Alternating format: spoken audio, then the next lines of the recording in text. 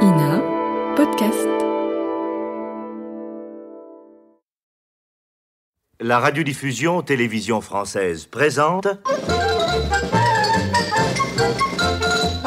Les aventures de Tintin d'après Hergé, un feuilleton radiophonique de Nicole Strauss et Jacques Langeais, réalisé par René Villemet.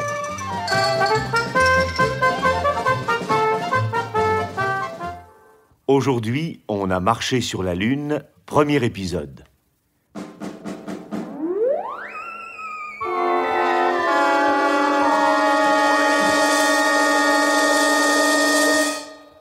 La fusée lunaire à moteur atomique inventée par le professeur Tournesol vient de quitter la Terre. Le lancement a parfaitement réussi. La trajectoire de l'engin est suivie de notre planète par les radars, les postes d'écoute et les télescopes. Mais malgré les appels répétés, la fusée reste muette.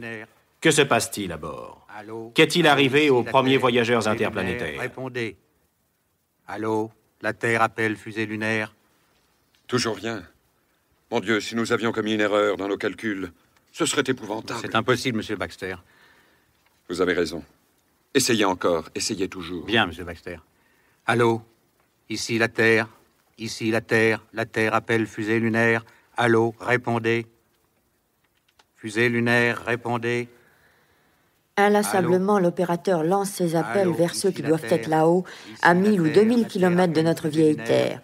Les minutes passent et l'anxiété grandit chez tous ceux qui suivent cette expérience qui devrait être le plus beau conte de fées du XXe siècle. Cette anxiété semble d'ailleurs partagée par des gens qui ne sont pas précisément des amis de Tintin. Quelque part en Europe, 2 hommes sont à l'écoute. Dites donc, monsieur Miller, ça s'annonce mal. Oui. S'ils étaient tous morts là-haut, ce serait un sale coup pour nous. Attendons encore. La Terre appelle fusée lunaire. Allô? Répondez. Allô, ici la Terre. Allô, fusée lunaire, répondez. Fusée lunaire. Ici la Terre appelle fusée lunaire. Mais pourquoi ne répondent-ils pas? La fusée ne s'est pas désintégrée puisque nous la suivons toujours sur les écrans. Alors? Vous avez entendu? C'est leur chien, monsieur Baxter. Ah, enfin! Allô, ici la Terre. Fusée lunaire, entendez-vous? Allô, ici la Terre. Fusée lunaire, entendez-vous? Allô, ici la Terre. Fusée lunaire, entendez-vous? Allô, ici la Terre. Fusée lunaire, entendez-vous? Allô, ici la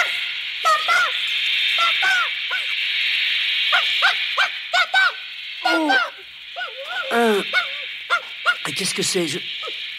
Oh, mais voyons, mais où suis-je? Oh, Milou, mon chien, mais qu'est-ce qui m'a pris? Ah oui, ça y est, je me rappelle, oui. Oui, le départ, le lancement, et puis le noir, le néant. Oh, ma tête! Ouf. Oh, mon vieux chien, tu t'es réveillé le premier, hein? Bravo, mais... Et les autres, où en sont-ils? Oh, mon Dieu, pourvu qu'il n'en soit rien arrivé. Ils paraissent dormir, dis donc. Allô, fusée lunaire, nous entendez-vous? Répondez. Allô, ici la Terre. La Terre. Milou, la Terre nous appelle, mais c'est merveilleux. Vite le micro. Allô,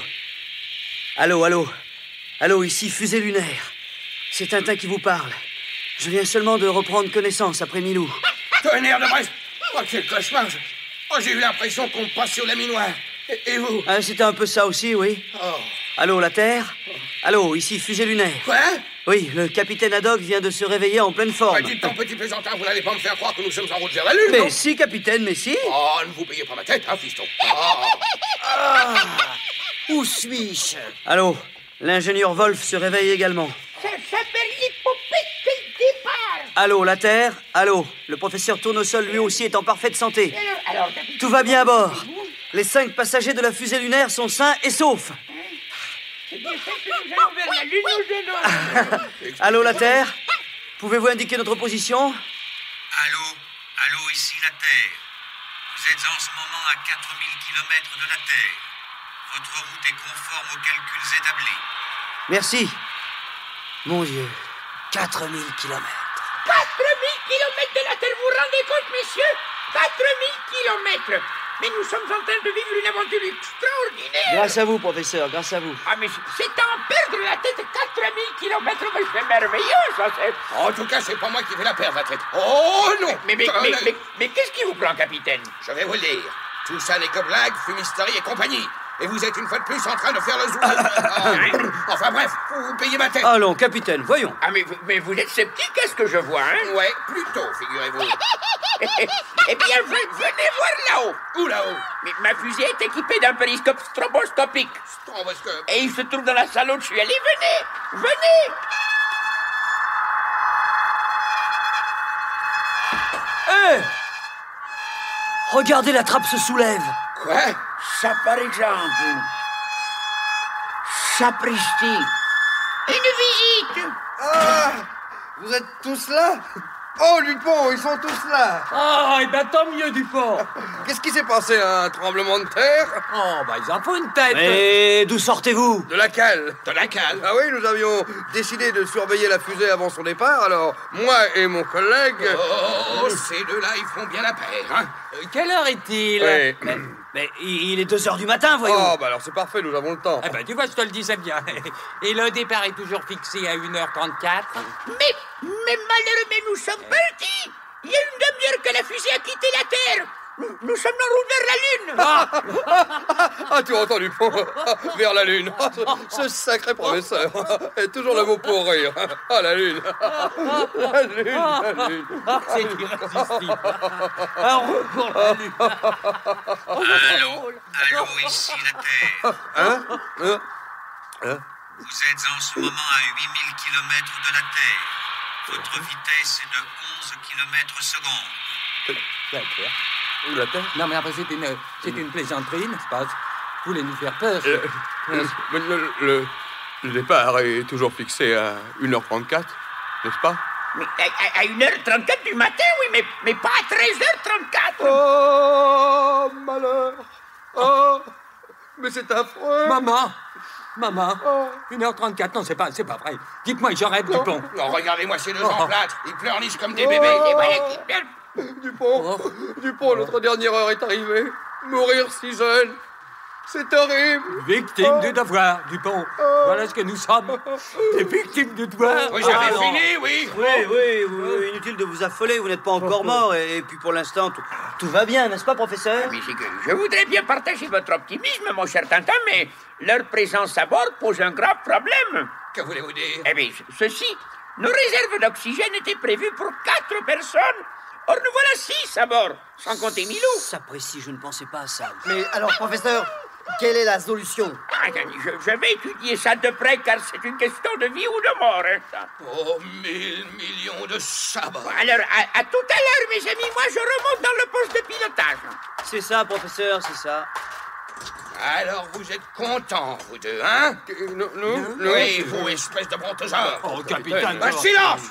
Et tout ça parce que vous ne savez pas faire la différence entre 1h34 et 13h34, à votre âge. Écoutez, capitaine, nous essaierons de ne pas respirer, n'est-ce pas, Dupont? Oui, enfin, pas trop. Venir nous prendre notre air, à nous. Allons, capitaine, ne les accablez pas. Quand je pense, mille sabords, qu'on m'a interdit de fumer même une toute petite pipe, sous prétexte d'économiser l'oxygène.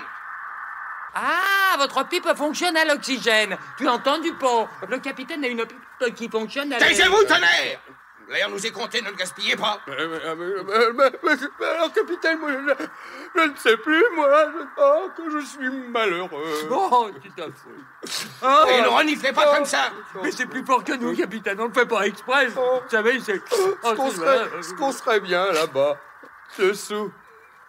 Enfin, sur la Terre. Cette bonne vieille Terre qui ne recevra même pas nos eaux. Je vous en prie. Allons, messieurs, je vous en prie, remettez-vous. Et ne pleurnichez plus, ça dégage du gaz carbonique, vous ne le savez pas, tonnerre. Mais alors, capitaine, si on n'a plus le droit d'aspirer, plus le droit de souffler, plus le droit de rien, autant en finir tout de suite. Vous avez raison. Et je ne sais pas ce qui me retient de vous balancer par-dessus bord. Ah, vous voulez en finir?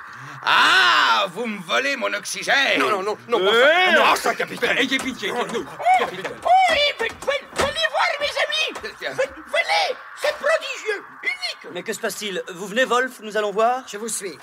Extra extraordinaire. Venez vite. Voilà, vous venez, capitaine? Non, je reste avec ces deux-là. Ah oui, C'est ça, capitaine. Tous les trois. Tous les trois, Et oui. ne bougez plus, hein? Laissez-nous notre oxygène, ou sans ça... Oh, mais merveilleux, cosmique. Jamais j'aurais cru ça. Tintin, Wolf, vite. Oh, je me demande ce qui se passe là-haut, moi.